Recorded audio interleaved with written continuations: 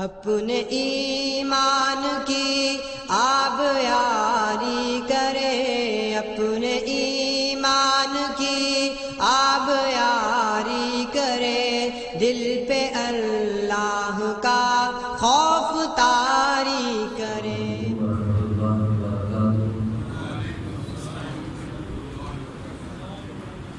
یا رب لک الحمد کما ينبغي لجلال وجهك وعظيم سلطانك، وأشهد أن لا إله إلا الله وأشهد أن محمدا عبده ورسوله صلى الله عليه وسلم. أما بعد، أعوذ بالله السميع العليم من الشيطان الرجيم من همزه ونفخه ونفخه. بسم الله الرحمن الرحيم. کل کے سبق کے اندر اللہ رب العالمین نے اہل ایمان والوں کو یہ حکم دیا تھا کہ سارے ہی مضبوطی سے اللہ کی رسول کو تھام لو، پکڑ لو، ولا تفرقوا، اور اختلاف کے اندر نہ پڑو، تفرقہ بازی کے اندر نہ پڑو، اور اللہ کے احسان کو، نعمت کو یاد کرو۔ جب تم ایک دوسرے کے جانی دشمن تھے تو اللہ رب العالمین نے تمہیں ایک دوسرے کا ہمدرد بنا دیا تھا، اور تم آگ کے گڑھے کے کنارے پر تھے تو اللہ رب العالمین نے تمہیں اس آگ سے گرنے سے بچا دیا تھا۔ اسی طرح اللہ رب العالمین تمہارے لیے حیات بیان کرتا ہے تاکہ تم ہدایت پا جاؤ، اور چاہے کہ وہ تم میں ایک امت، ایک گروہ، ایک جماعت جو لوگوں کو خیر کی طرف بلائے، اچھے کام کی طرف بلائے اور برے کاموں سے روکے، جو یہ کام کرے گا وہ بھی لوگ فلاح پانے والے ہیں۔ اور فرمایا نہ تم ہو جانا ان لوگوں کی طرح جنہوں نے اختلاف کیا تھا اور وہ فرقوں کے اندر بٹ گئے تھے۔ واضح دلائل آ جانے کے بعد اللہ نے ان کے لیے بردراہ عذاب تیار کر رکھا ہے۔ اس اختلاف کی وجہ سے بعض لوگوں کے چہرے اس کی چوٹ کی رات کے چاند کی طرح چمک رہے ہوں گے، سفید ہوں گے، اور جنہوں نے اختلاف کیا ہوگا ان کے چہرے کا قیامت والے دن سیاہ ہوں گے۔ جن کے چہرے سیاہ ہوں گے ان سے فرشتے کہیں گے تم نے ایمان لانے کے بعد کفر کیا تھا، اس لیے تمہارا چہرے کا رنگ سیاہ ہو گیا ہے۔ اور جن کے سفید ہوں گے وہ اللہ کی رحمتوں میں ہوں گے اور وہ اس کے اندر ہمیشہ ہمیشہ رہیں گے۔ یہ اللہ کی آیات ہیں، ہم آپ کے سامنے سچائی کے ساتھ بیان کرتے ہیں۔ زمین و آسمان میں جو کچھ بھی ہے وہ اللہ ہی کا ہے، اور سارے کام معاملات اللہ کی طرف اٹھائے جانے والے ہیں۔ آج کا جو سبق ہے وہ صفحہ نمبر 8 ہے اور آیت نمبر 110 ہے۔ آج کے سبق کے اندر اللہ رب العالمین اس امت کی فضیلت کو بیان کریں گے۔ اس دنیا کے اندر 170 کے قریب 69 امتیں آئی ہیں، اور ہماری نبی علیہ السلام فرماتے ہیں میری امت یہ 70ویں ہے، یہ 70 کے حصے کو مکمل کرنے والی ہے۔ ان ساری امتوں میں سے سب سے بہترین امت امت محمدیہ صلی اللہ علیہ وسلم۔ فرمایا 5 کچھ چیزیں ایسی ہیں جو مجھ سے پہلے کسی نبی کو نہیں دی گئی۔ اللہ رب العالمین نے میرا روح کافروں کے دلوں کے اندر پیدا کر رکھا ہے، 1 مہینے کی مسافت اور خود سے کافر کر رہا ہے۔ مجھے زمین کی خزانوں کی چابیاں دی گئی ہے، میرا نام احمد ہے، میرے لیے ساری زمین کو سجدہ گاہ بنا دیا گیا ہے، اور مجھے سب سے بہترین امت کے ساتھ نوازا گیا ہے۔ اس امت کے لحاظ سے کیوں اس کو فضیلت ہے، اس لحاظ سے بات ہو، مزید کافروں کی ذلت، اہل کتاب کی ذلت اور محتاجی کے حوالے سے بات ہوگی، کیوں میرا نام ان کے اوپر ناراض ہے، مزید بات سبق کے اندر ہوگی۔ فرمایا کنتم، ہو تم، خیرہ، بہتر، امت اخرجت، نکالی گئی ہو تم، للناس، لوگوں کے، یہ سب سے بہترین امت ہے۔ جتنی امتیں آئی ہیں سب سے بہترین امت ہے۔ اور نبی صلی اللہ علیہ وسلم نے فرمایا لوگوں یہ بات یاد رکھو، ہم اس دنیا میں سب سے آخر میں آئے ہیں، اور ہم کل قیامت والے دن سب سے پہلے جنت میں ہمارا داخلہ ہوگا انشاءاللہ۔ ساری امتیں پیچھے، جس طرح ہمارے پیارے نبی صلی اللہ علیہ وسلم کو میرے رب نے بے شمار فضیلتوں سے نوازا ہے، اسی طرح رب العالمین نے آپ صلی اللہ علیہ وسلم کی امت کو بھی بے شمار فضیلتوں سے نوازا ہے۔ پہلی امتیں عمل کرتی تھی تو اس کا ایک ہی اجر، ایک ہی بدلہ ملتا تھا، لیکن اس امت کے اوپر میں میرے رب کا شرط ہے، لیلۃ القدر کی فضیلت الگ ہے، حج مبرورہ کی فضیلت الگ ہے، صبر کرنے کی فضیلت الگ ہے، روزہ رکھنے کی فضیلت الگ ہے، قیام اللیل کرنے کی فضیلت الگ ہے۔ یعنی جتنے بھی میرے رب نے شریعت کے لحاظ سے معاملات احکامات جاری کیے ہیں، اس امت کے لحاظ سے کسی چیز کا بھی ایک نیکی کا بدلہ ایک نہیں بلکہ 70 سے 700 گنا تک بڑھا کے میرا عطا فرماتا ہے۔ اور فرمایا کل قیامت کا دن ہوگا، اللہ رب العالمین میری چوتھائی امت میں سے چوتھائی حصہ جنت میں جائے گا۔ صحابہ نے کہا سبحان اللہ، اللہ اکبر، خوشی کے ساتھ نبی اسلام ہے تم خوشی ہوتے میری امت میں سے 1/3 حصہ جنت میں جائے گا۔ صحابہ نے پھر بڑا آواز سے کہا اللہ اکبر۔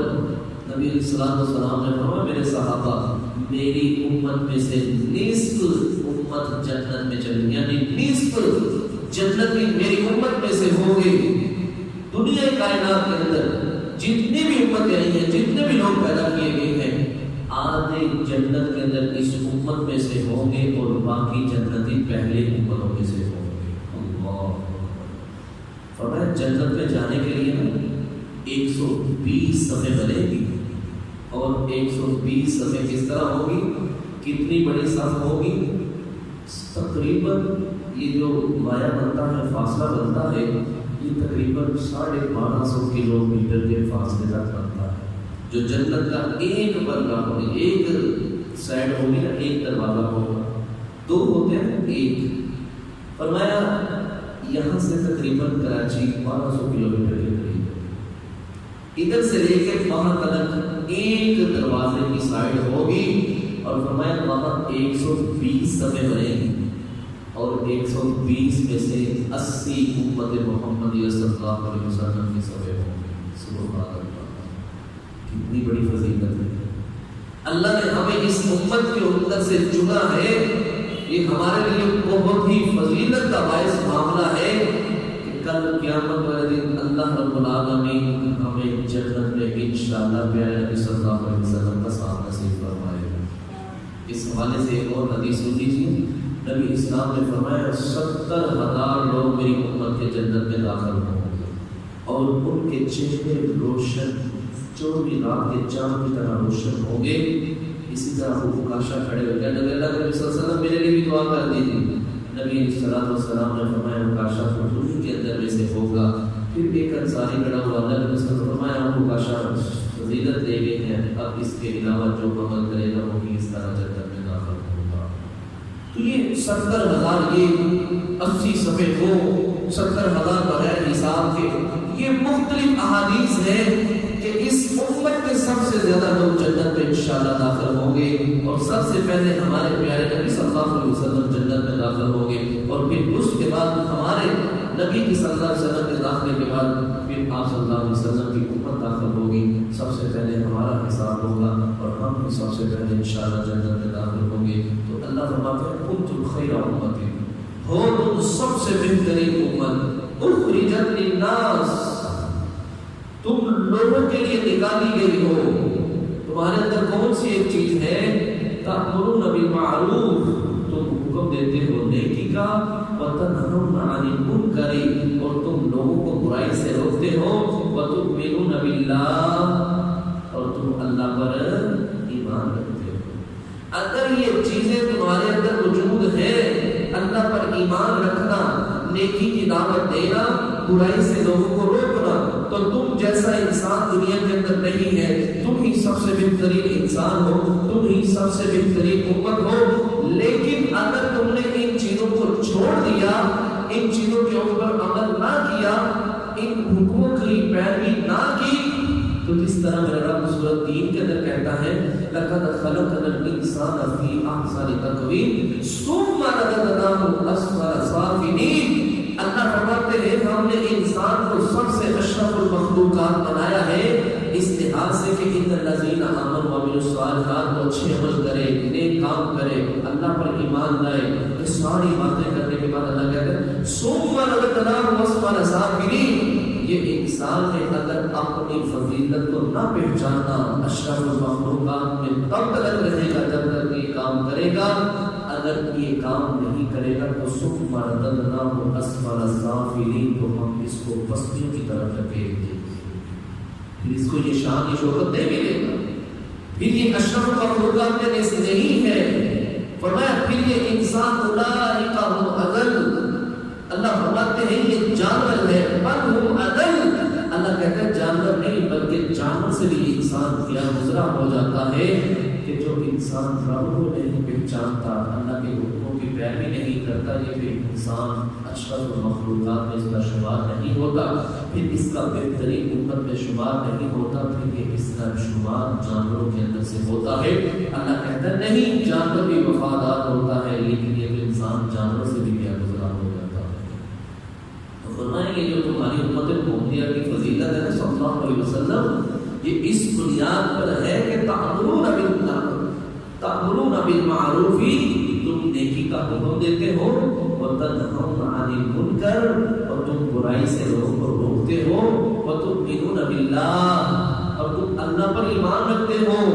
اللہ پہ یقین رکھتے ہو، اللہ پہ توکل کرتے ہو، سب کچھ کرنے والی ذات اللہ کی ذات ہے، رزق دینے والی ذات اللہ کی ذات ہے، اولاد دینے والی ذات اللہ کی ذات ہے، غمی خوشی کے اندر سارے معاملات میرے اللہ کے سپرد ہیں، اچھی اور بری تقدیر کے اوپر ایمان رکھتے ہو کہ اللہ ہی کرنے والا ہے سب کچھ۔ فرمایا جب تک یہ دعوت و تبلیغ کا کام امر بالمعروف نہی عن المنکر اور اللہ پہ توکل، جب تک یہ کام کرتے رہو گے تو بہترین امت کے اندر شمار ہوگے، اور اگر تم یہ کام نہیں کرو گے تو پھر تم بہترین امت کے اندر شمار نہیں ہوگے۔ اللہ رب العالمین ہم سب کو یہ کام کرنے کی توفیق عطا فرمائے تاکہ ہم امت کے اندر بہترین لوگوں میں ہمارا شمار ہو سکے۔ فرمایا ولو آمنا، اور اگر آمنا ایمان لے آتے اہل الکتاب بھی، اہل کتاب بھی، لکان خیر لہم، تو البتہ ان کے لیے بہتر ہوتا، کاش کہ اہل کتاب بھی نبی صلی اللہ علیہ وسلم پر ایمان لے آتے، جن لوگوں کو دوہرا اجر ملے گا نا، دوہرے اجر میں ایک وہ بھی بندہ ہے جو پہلے نبی پر بھی ایمان رکھے اور پھر بعد میں دوسرا نبی آ جائے اس کے اوپر بھی ایمان لے آئے، کل قیامت کے دن اللہ اس کو ڈبل اجر عطا فرمائے، دوہرا اجر عطا فرمائے۔ فرمایا کتنا ہی بہتر ہوتا کہ اپنے نبی پر بھی ایمان لے کے ہے عیسیٰ علیہ السلام پر، اپنے نبی پر ایمان لے کے ہے موسیٰ علیہ السلام پر، اگر یہ جناب محمد رسول اللہ صلی اللہ علیہ وسلم پر بھی ایمان لے آتے تو کتنا ہی بہتر ہو جاتا، کتنا ہی اچھا ہو جاتا۔ فرمایا منہم المؤمنون، ان میں سے بعض ایمان لاتے ہیں، اور اکثرهم الفاسقون، اور اکثر ان میں سے نافرمان ہیں۔ بعض ایمان لاتے ہیں، تھوڑے سے لوگ ایمان لے کے آئے تھے، ان میں سے ایک عبداللہ بن سلام رضی اللہ تعالیٰ عنہ نبی اسلام کو قبول کر لیا تھا، تو فرمایا بعض ایمان لے کے آتے اور بعض اللہ کے نافرمان ہیں۔ اہل کتاب کے متعلق میرا رب مسلمانوں کو تسلی دے رہا ہے، فرمایا یہ جتنی بڑی سازشیں کر رہے ہیں، جتنی مرضی ان کے پاس ٹیکنالوجی آ جائے، جتنے مرضی ان کے پاس وسائل آ جائے، جتنے مرضی یہ طاقتور ہو جائے، لیکن مسلمانوں یہ تمہارے ساتھ وعدہ کر رہا ہوں کبھی بھی کافر تمہارے اوپر غالب نہیں ہے۔ جیسی ضرب تم لگاؤ گے نا، ویسی ضرب تمہیں نہیں لگا سکتے، جیسی شکست تم دو گے یہ تمہیں کبھی اس طرح کی شکست نہیں دے سکتے۔ ہاں پیچھے بیٹھ کے سازشیں کر سکتے ہیں، تمہیں تمہارے اندر لوگوں کو خرید کے ان کو تمہارے اندر ہی اختلافات پیدا کروا سکتے ہیں، اندر سے ہی کھوکھلا کر سکتے ہیں، لیکن سامنے آ کے بندے مقابل کھڑے ہو کے لڑنا فرمایا کبھی نہیں لڑ پائے۔ اللہ خود کہتا ہے فرمایا نہیں یضروکم، نہیں یہ تمہیں تکلیف پہنچا سکتے، الا اذى، مگر تھوڑی سی تکلیف تمہیں پہنچا سکتے ہیں۔ افغانستان کے اندر آئے تھے، 2000 سال کے اندر آئے تھے، 2010 کے اندر پھر مذاکرات کرنے کے اوپر تیار ہو گئے، اور اتنی مار پڑی، ٹھیک ہے ان کے پاس وسائل تھے، ساری نیٹو فورسز ان کے ساتھ تھی، سارے معاملات ان کے ساتھ آزاد تھے، سب کچھ ان کے پاس تھا، لیکن شکست خوردہ مجاہد ہوئے تھے کہ نیٹو فورسز ہوئی تھی، مذاکرات کرنے کے لیے تیار ہو گئے تھے۔ یہ اللہ کہتا ہے وقتی طور پر تکلیف پہنچتی ہے، اور یہ مدینہ کے اندر 3 قبیلے آباد تھے، بنو قینقاع، بنو قریظہ، بنو نذیر، انہوں نے بھی سازشیں کی تھی، نبی اسلام آیا ان کو باہر نکالا، جلا وطن کر دی۔ یہ خیبر کے مقام پہ گئے، اللہ نے کہا وہاں بھی حملہ کرو، پھر شام کے علاقے میں فرمایا شام کو بھی آزاد کرو، جہاں بھی یہ گئے اللہ فرماتے ہیں لن یضرکم الا اذى۔ محمد صلی اللہ علیہ وسلم اپنے مسلمان جماعتی ساتھیوں کو، امت محمدیہ صلی اللہ علیہ وسلم کو بتلا دیجیے یہ تمہیں تکلیف پہنچائے مگر تھوڑی سی تکلیف، وَإِن يُقَاتِلُوكُمْ، اور اگر یہ تم سے لڑے، اگر یہ تم سے لڑے، يُوَلُّوكُمُ الْأَدْبَارَ، تو پھیر دیں گے تمہاری طرف اپنی پیٹھ پھیر کے بھاگ جائیں گے، لڑ نہیں پائیں گے۔ آج وقتی طور یہودیوں نے قبضہ کیا ہوا ہے ہمارے قبلہ اول کے اوپر، مسجد اقصی کے اوپر، ایک وقت آنے والا ہے انشاءاللہ کہ ہمیشہ کے لیے کام نہیں رہے گا، جب حضرت عیسیٰ علیہ السلام اس دنیا میں مبعوث ہوں گے، پھر جہاد فی سبیل اللہ کا اعلان ہوگا، اس وقت یہودی جس پتھر کے پیچھے چھپے گا، جس درخت کے پیچھے چھپے گا، جس مرضی چیز کے پیچھے چھپے گا، پتھر بول کے کہے گا اے مسلمان مجاہد میرے پیچھے یہودی کھڑا ہے، میرے پیچھے یہودی چھپا ہوا ہے، آ اسے قتل کر، پھر ان کو گاجر پوری کی طرح کاٹا جائے گا۔ فرمایا یہ وقتی تو یہ سارے معاملات بن سکتے ہیں، لیکن یہ ہمیشہ کے لیے فاتح نہیں بن سکتے انشاءاللہ۔ اللہ بشیر کو یہ سنا حقیقت میں یہ کبھی نہیں ہو سکتا کہ وہ تمہارے سامنے مد مقابل آ کے سینہ تان کے تمہارے ساتھ لڑ سکے، یہ کبھی نہیں ہو سکتا۔ یہ حوصلہ دیا ہے تو اللہ کی توفیق سے اللہ نے مسلمانوں کو دیا ہے، مجاہد کو دیا ہے، وہ اس لیے لڑتا ہے، اگر بچ گیا تو غازی، تب بھی اللہ سے انشاءاللہ اجر پاؤں گا، اور اگر شہید ہو گیا، موت ہو گیا، قتل ہو گیا تو انشاءاللہ اللہ کی جنت کا مہمان بنوں گا۔ اللہ ہمیں بھی اس جہاد فی سبیل اللہ سے محبت کرنے کی توفیق عطا فرمائے۔ تو فرمایا ثم لا ینصرون، پھر یہ مدد نہیں کیا جائے، ان کی کوئی بھی دنیا کے اندر مدد نہیں کرے گا، ان کے ساتھ کوئی بھی ان کا حمایتی ہوگا، یہ تنہا ہوں گے، اور اللہ مجاہدین کے ساتھ ہوگا، مسلمانوں کے ساتھ ہوگا۔ اللہ جس طرح چاہے گا ان کے اوپر حملہ آور ہوگا، یہ اللہ مسلمانوں کی مدد فرماتے ہوئے مسلمان جس طرح چاہیں گے ان کو کاٹنے کے لیے تیار ہو جائیں گے۔ آخری بات فرمایا پوری بات مسلط کر دی گئی ہے، علیہ الذلۃ، ان یہودی اور عیسائیوں کے اوپر، اہل کتاب کے اوپر ذلت، اینما ثقفوا، یہ جہاں کہیں بھی جائیں گے، اللہ اکبر، جہاں کہیں بھی یہ چلے جائیں گے، جس مرضی ملک کے اندر چلے جائیں، آج کے دور ہو کہ نبی اسلام السلام کے زمانے کا دور ہو، جس مرضی وقت کا یہ دور ہو، اللہ فرماتے ہیں ان اہل کتاب کے اوپر میں نے ذلت کو مسلط کر دیا۔ اینما ثقفوا، جہاں کہیں بھی تم ان کو پاؤ، ہاں 2 چیزیں ہیں تب ان کے اوپر ذلت مسلط نہیں ہوگی۔ نمبر 1 الا بحبل من اللہ، یہ کہ اللہ کی امان کے اندر آ جائے، اللہ کی پناہ کے اندر آ جائے۔ مثال کے طور پہ یا تو یہ اسلام قبول کر لیں یا جزیہ دینے کے اوپر تیار ہو جائے، تو پھر یہ اللہ کی امان کے اندر آ گئے ہیں، اب ان کے اوپر ذلت نہیں ہے، اب ان کو کوئی مار نہیں سکتا، کوئی معاملہ نہیں کر سکتا، کیونکہ جو اللہ کی امان کے اندر آ جائے، ذمی کے متعلق نبی اسلام نے فرمایا جس کے ساتھ معاہدہ ہو چکا ہے، جو اس کے ساتھ جو جزیہ دے کے ہمارے مملکت اسلامیہ کے اندر رہتا ہے، فرمایا اگر کوئی ذمی کو قتل کرتا ہے ناجائز تو اللہ نے اس کے اوپر جنت کی خوشبو کو حرام کر دیا ہے، اس کو ہم قتل نہیں کر سکتے۔ دوسری بات، اس لحاظ سے تم ذلت سے نکل سکتے ہو، وحبل من الناس، اگر مسلمانوں میں سے تمہیں کوئی پناہ دے دے، ایک یہ ہے کہ تم اسلام قبول کر دو، اللہ کے پناہ کے اندر آ جاؤ یا جزیہ دینے کے اوپر تیار ہو جاؤ، اگر یہ نہیں تو پھر یا تم قیدی بن جاؤ، یا پھر یہ ہو کہ تمہیں کوئی مسلمان امان دے دے، اور امان کا معاملہ یہاں تلک ہے، فرمایا اگر مسلمان عورت بھی امان دے دے تو پھر بھی اس کی امان کو قبول کیا جائے، اور ایک روایت کے اندر ہے اگر غلام بھی مسلمان امان دے دے تو پھر اس کی امان کو بھی قبول کیا جائے گا۔ اللہ نے مسلمان کو اتنی عزت دی ہے، اتنی فضیلت دی ہے کہ اگر وہ چاہے غلام ہے تب بھی اس کی اللہ کے یہاں بڑا معاملہ ہے، بڑی عزت ہے، اللہ اس کی بڑی قدر کرتا ہے۔ فرمایا وہ لوٹے بغضب من اللہ، پہلے پارے کے اندر ہم پڑھ گئے